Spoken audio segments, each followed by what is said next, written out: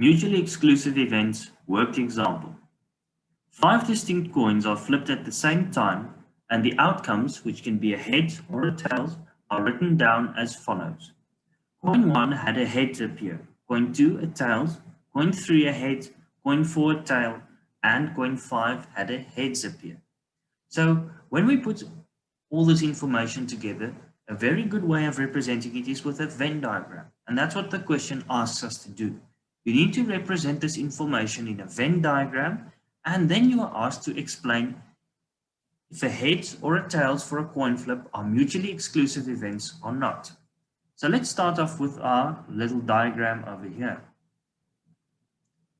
So here is our Venn diagram, our entire sample space as denoted by omega. We have the coins that resulted in an H for heads and a T for tails.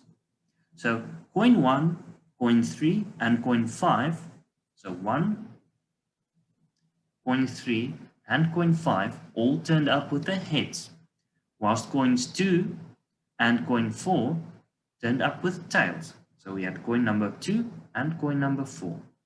So if we look at this Venn diagram, we see that H is the set of all coins that landed on heads.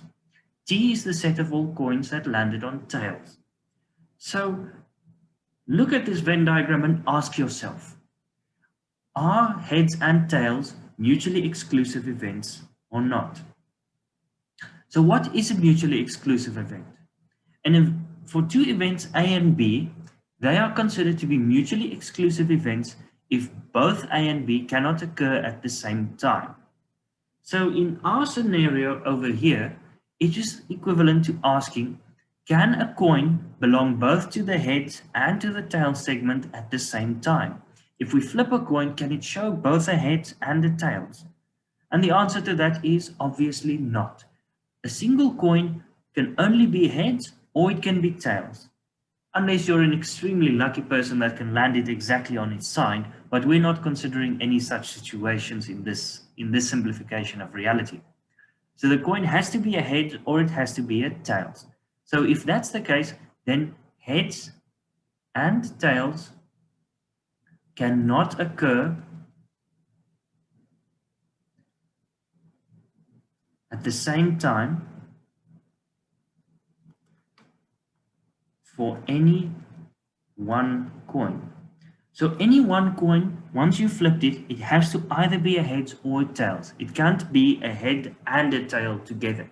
So because it cannot occur at the same time, that means that heads and tails are mutually exclusive events.